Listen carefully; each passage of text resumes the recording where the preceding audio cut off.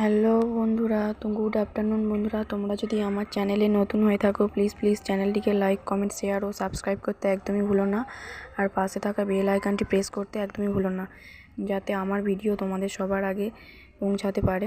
তো দেখো গাইস, আমি অ্যালোভেরা গাছ লাগিয়েছিলাম, তো আজ সেটাই তোমাদের সাথে শেয়ার করলাম।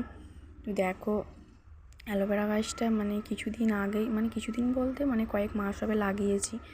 তো তোমরা দেখতেই পাচ্ছ অ্যালোভেরাটা কেমন হয়েছে বলো সবাই প্লিজ কমেন্টে। তো আরও দুটো টবে লাগিয়েছিলাম, আর টবগুলো কেমন হয়ে গেছে।